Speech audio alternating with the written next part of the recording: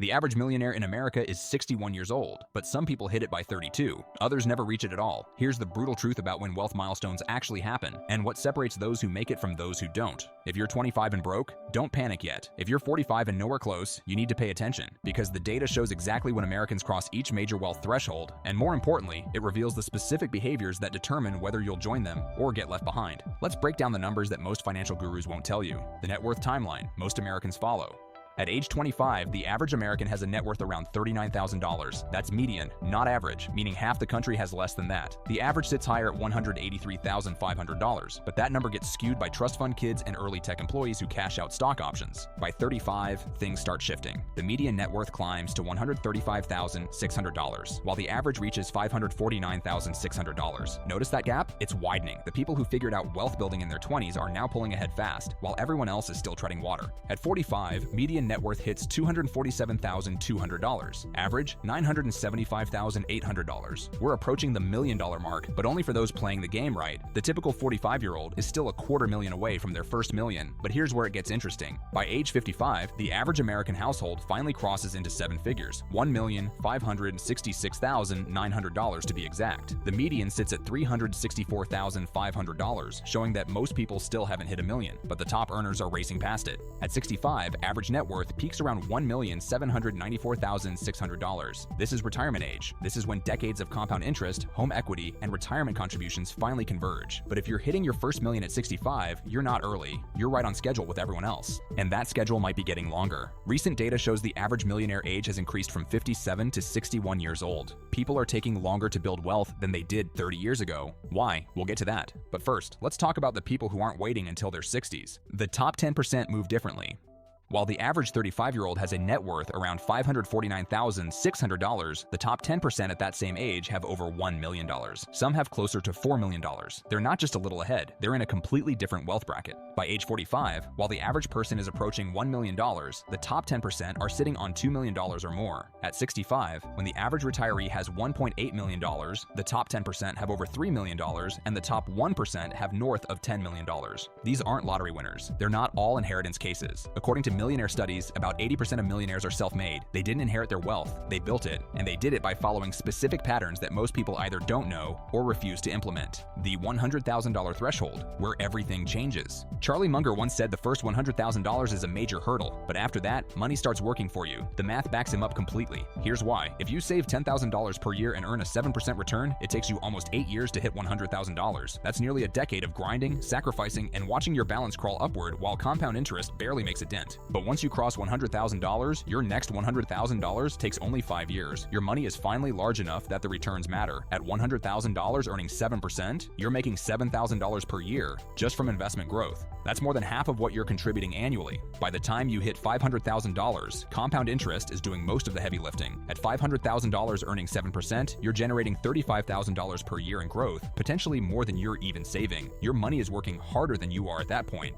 This is why the first $100,000 is the hardest milestone. Most people give up before they get there. They see slow progress, get discouraged, and either stop saving or make emotional investment decisions that tank their returns. But those who push through, they hit $250,000 within a few years, then $500,000, then $1 million seemingly out of nowhere. It's not magic, it's exponential growth finally kicking in. When do most people actually hit $1 million? The national average is 61 years old. That's 4 years later than it was in 1992. If you're following the standard American financial path, spending most of your 20s figuring life out, starting serious saving in your 30s, and investing consistently through your 40s and 50s, you'll hit $1 million around age 60. But that's not the whole story. High earners hit it much faster. People making $150,000 plus per year and saving aggressively can reach $1 million by age 40. Some hit it by 35, especially in finance, tech, and entrepreneurship. Top 20% earners typically cross the $1 million mark between ages 40 and 45. They're not making absurd salaries. Many are earning $100,000 to $200,000 per year, but they're saving 30 to 50%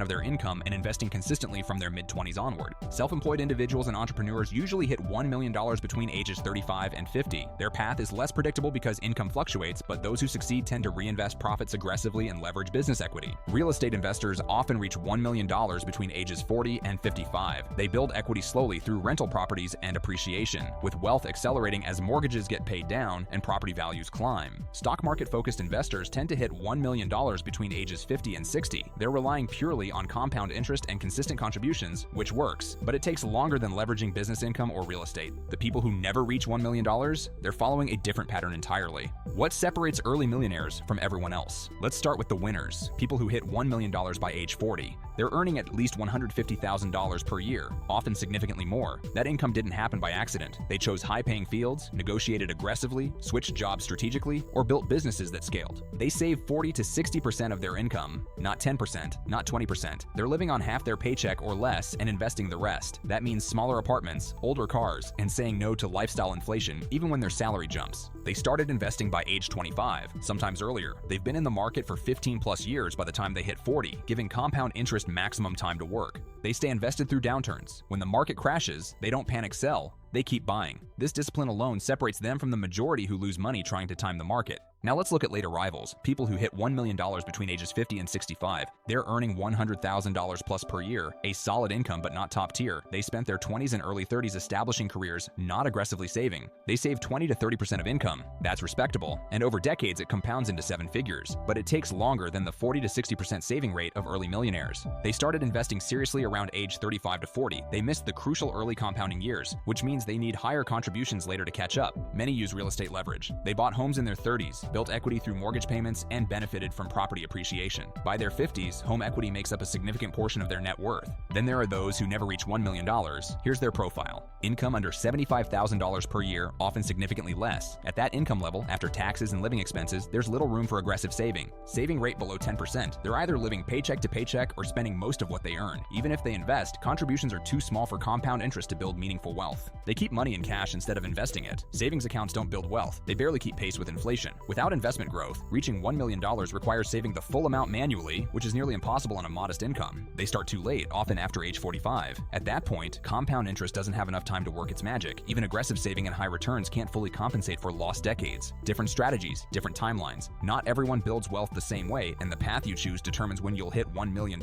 High-income employees in finance, tech, medicine, or law can hit $1 million by age 32 to 40 if they save aggressively. Their advantage is consistent, high income, and access to retirement accounts with employer matches. They max out 401ks, invest in index funds, and let compounding do the work. Entrepreneurs and business owners have a wider range, typically hitting $1 million between ages 35 to 50. Their income is less predictable, but successful business owners can accelerate wealth by reinvesting profits and eventually selling equity. The risk is higher, but so is the upside. Real estate investors usually reach $1 million between ages 40 to 55. They leverage debt to acquire properties, build equity through tenant rent payments, and benefit from appreciation. It's a slower path than high income or business success, but it's also more predictable and tax advantaged. Stock market investors relying solely on savings and index funds typically hit $1 million between ages 50 to 60. They're playing the long game. Consistent contributions, low fees, and time in the market. It works, but it requires patience and discipline most people don't have. How to know if you're on track? Calculate your current net worth. Add up everything you own, investments, home equity, cash, and subtract everything you owe. That's your starting point. Compare it to your age. If you're 35 with $135,000, you're average. If you have $500,000, you're in the top 10%. If you have $50,000, you're behind and need to make changes. Determine your saving rate. Take your annual savings and investments. Divide by your gross income. If it's below 20%, you're unlikely to retire wealthy. If it's above 40%, you're on pace to hit $1 million early.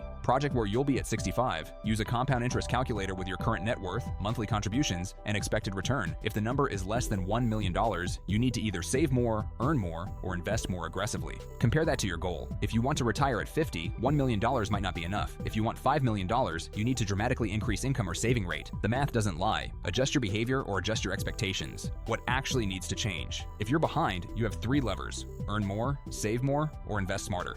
Earning more is the fastest path. Switch jobs, negotiate raises, build side income, start a business. Every $10,000 increase in annual income can translate to $3,000 to $6,000 more invested per year if you maintain your lifestyle. Saving more is the most controllable lever. Cut housing costs, eliminate car payments, reduce dining out. Increasing your saving rate from 15% to 35% can cut decades off your timeline. Investing smarter means maximizing returns without taking stupid risks. Max out tax-advantaged accounts first. Choose low-cost index funds over expensive actively managed funds. Stay invested through volatility instead of panic selling. And start now. Every year you wait costs you exponentially more in future wealth. A 25-year-old investing $500 per month will have more at 65 than a 35-year-old investing $1,000 per month. Time is your biggest asset. Don't waste it. The bottom line, the average millionaire is 61 years old. But that average includes people who started late, earned modest incomes, and saved inconsistently. It also includes people who inherited nothing and built wealth from scratch over 40 years. You don't have to follow that timeline. If you start in your 20s, earn aggressively, save 40% plus of your income, and invest consistently, you can hit $1 million by age 40. If you start in your 30s with a solid income and 30% saving rate, you can get there by 50.